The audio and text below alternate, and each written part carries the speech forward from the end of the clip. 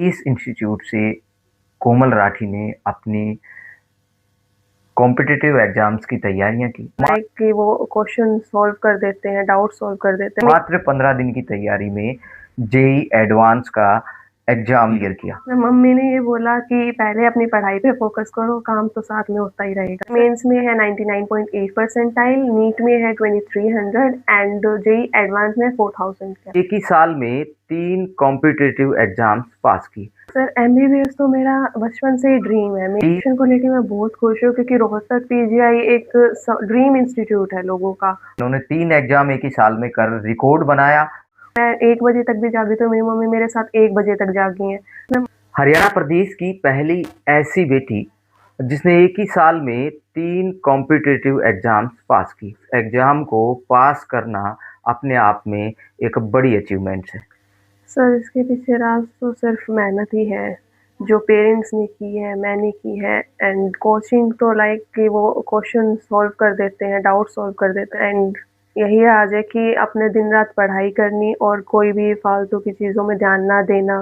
जैसे जो काम है सिर्फ वो काम करना, फ़ोन का यूज़ कम करना, अगर करना तो सिर्फ पढ़ाई के लिए करना। That's it.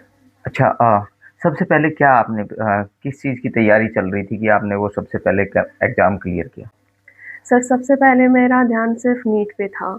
मुझे सिर्फ नीट ही करना था, लेकिन जैसे नीट के साथ-साथ मेरी मम्मी ने मेरे को बोला कि जेईई की भी थोड़ी तैयारी कर ले। तो मैंने जेईई की तरफ थोड़ा ध्यान दिया, मेरा मेंस क्लियर हुआ, उसके बाद मैंने नीट का एग्ज़ाम दिया और उसमें बहुत अच्छी रैंक के साथ वो क्लियर हुआ। फिर मेरी मम्मी ने बोला कि कर ही रही है तो एडवांस की भी एक बार तैयारी करके देख ले। मैंने वो भी की, बट मेरी मम्मी का एक ही था कि बिना प्रेशर के तैयारी कर तो सब कुछ अपने आप ठीक होता जाएगा, लेवल अप अपने आप हो जाएगा। कितने दिन का गैप था तीनों एग्जाम्स की अगर बात करें तो कितने दिन के गैप अंतराल के बीच में आपने तैयारी की? जेईई के 2 फेज़ में एग्ज़ाम होते हैं, एक जनवरी में, एक अप्रैल में। अप्रैल के अटेम्प्ट के बाद मई में नीट का अटेम्प्ट था और फिर उसके बाद मई 4 को जैसे नीट था और मई 19th को जेईई एडवांस था। तो एप्रोक्सीमेट 15 डेज़ की ही मतलब एडवांस में प्रिपरेशन की है। अच्छा, क्या रैंकिंग आई? मेरी जेईई मेंस में है 99.8 परसेंटाइल, नीट में है 2300 एंड जेईई एडवांस में 4000 के अप्रोक्स। मतलब कितना खुश हैं इस सिलेक्शन को लेकर? सर सिलेक्शन को लेके मैं बहुत खुश हूँ क्योंकि रोहतक पीजीआई एक ड्रीम इंस्टीट्यूट है लोगों का और वहाँ पर एडमिशन होना बहुत मुश्किल होता है। तो मैं इस एडमिशन से बहुत खुश हूँ और इसके पीछे का कारण सिर्फ यही है कि अपना फोकस से पढ़ाई करो और जो भी मतलब टाइम आप पढ़ाई को दे रहे हो वो आप सिर्फ पढ़ाई को ही दे रहे हो, उसमें आपका माइंड कहीं और डिस्ट्रैक्ट ना हो। तो 5 माह के अंदर ही आपने ये 3 कॉम्पिटिटिव एग्जाम्स कैसे तैयार किए? क्या घर पे बैठ के जो आपने सेल्फ स्टडी की उसको श्रेय जाता है या किसी निजी कोचिंग इंस्टीट्यूट में आपने तैयारी की? पेरेंट्स का कितना सहयोग रहा है? सर पेरेंट्स का सारा सहयोग रहा है। सेल्फ स्टडी मैटर करती है ज़्यादा, तो ज़्यादातर हमें सेल्फ स्टडी के लिए मोटिवेशन चाहिए होता है जो पेरेंट्स नहीं दे पाते हैं। पेरेंट्स का इतना सहयोग रहा है कि अगर मैं 1 बजे तक भी जागी तो मेरी मम्मी मेरे साथ 1 बजे तक जागी हैं। मैं अगर रात को 3 बजे सोई तो वो 3 बजे तक मेरे साथ जागे हैं। मेरे को जो भी नीड हुई है बीच में पढ़ाई के बीच में तो उन्होंने सब पूरी की है। खाना बनाना आता है? नहीं, क्यों सीखा नहीं?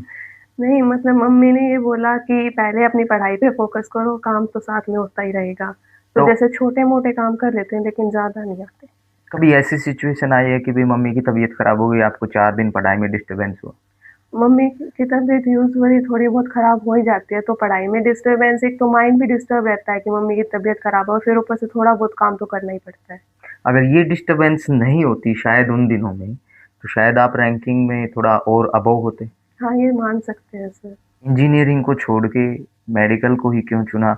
या फिर मेडिकल का एग्ज़ाम देने के बाद फिर आपने इंजीनियरिंग का एग्ज़ाम क्यों दिया? एमबीबीएस तो मेरा बचपन से ही ड्रीम है, मेरा भी और मेरे पेरेंट्स का भी, तो एमबीबीएस करना तो मुझे था ही। और इसलिए जेईई मैंने इसीलिए किया क्योंकि वो मेरी मम्मी और मेरे बड़े भाई चाहते थे कि मैं क्लियर करूँ और मुझे उनके ड्रीम पे भी पूरा फ़ोकस करना था। तो इसीलिए मैंने उनको भी वो किया। अच्छा, तो मतलब अपना ड्रीम पूरा करने के साथ-साथ मम्मी-पापा का भी किया। यस। तो मम्मी ने आपको बोला नहीं कि आप जेईई में ही जाइए? मम्मी ने मेरे को कभी फ़ोर्स नहीं किया। मम्मी ने बोला कि तेरा ड्रीम एमबीबीएस है तो तू एमबीबीएस को चुन ले। डॉक्टर बनना चाहते हो? Yes sir. क्यों बनना चाहते हो? क्या कभी कोई ऐसा वाक़या देखा जिसमें डॉक्टर की ज़रूरत ज़्यादा महसूस हुई? Yes sir. क्या देख डॉक्टर की ज़रूरत तो जैसे घर पे ही देख लो, मेरी मम्मी की भी तबीयत ज़्यादा ख़राब रहती है, तो डॉक्टर की तो हमेशा ज़रूरत रहती ही है। और दूसरा जैसे हम बाहर निकलते हैं अपने घर से बाहर, तो आज के सोसाइटी में पॉल्यूशन एंड ऑल की वज़ह से इतनी ज़्यादा दिक्कतें बढ़ रही हैं, कैंसर बेल्ट जो है वो बढ़ती जा रही है, तो उन्हें ट्रीट करने के लिए। मोबाइल कौन-सा यूज़ करती हैं? मोबाइल सर मेरे पास अभी तक एडमिशन नहीं हुआ था, तब तक तो कोई मोबाइल नहीं था। मैंने जो भी मतलब मोबाइल से अगर थोड़ा बहुत काम होता था, वो मम्मी का मोबाइल यूज़ किया है वो हमेशा। स्टूडेंट्स हैं, लड़कियाँ हैं, लड़के हैं, उनको क्या मैसेज देंगे कि किस प्रकार से आप तैयारी कर सकते हैं? सर यही मैसेज है कि जो डिस्ट्रैक्शंस हैं जैसे मोबाइल है, अगर मोबाइल का यूज़ कर भी रहे हो तो सिर्फ़ पढ़ाई के लिए यूज़ करो, अपना फ़ोकस, अपनी कंसंट्रेशन बढ़ाओ, यही है। और अपने जो डेली डाउट्स होते हैं, डेली क्वेश्चंस होते हैं, उनको सॉल्व करो। जैसे अब मेरा छोटा भाई ही है 12th में, तो मैं इसको भी हमेशा यही कहती हूँ कि स्ट्रेस लेके पढ़ाई तो होती ही नहीं है। डिस्ट्रैक्शंस जो भी हैं उनको अवॉइड करना सीखो और कंसंट्रेशन के साथ पढ़ाई करो। अगर आप 1 घंटा भी पढ़ रहे हो तो उस पूरे 1 घंटे में आपका फ़ोकस आपकी पढ़ाई पे ही होना चाहिए। पीस इंस्टीट्यूट से कोमल राठी ने अपनी कॉम्पिटिटिव एग्ज़ाम्स की तैयारियाँ की। माँ का बड़ा योगदान रहा, घर में हर छोटी ज़रूरत के पीछे माता-पिता, छोटे-बड़े भाई इनका सहयोग करते रहे। पहली ऐसी लड़की हैं जिसने हरियाणा में अपना ऐसा स्थान पाया है कि नीट एग्ज़ाम पहले जेईई मेंस एग्ज़ाम क्लियर किया, उसके बाद नीट एग्ज़ाम करने के बाद मात्र 15 दिन की तैयारी में जेईई एडवांस का एग्ज़ाम जो है वो क्लियर किया। लेकिन उसके बाद इन्होंने 3 एग्ज़ाम एक ही साल में कर रिकॉर्ड बनाया और फिलहाल एमबीबीएस की रोहतक पीजीआई में पढ़ाई कर रही हैं।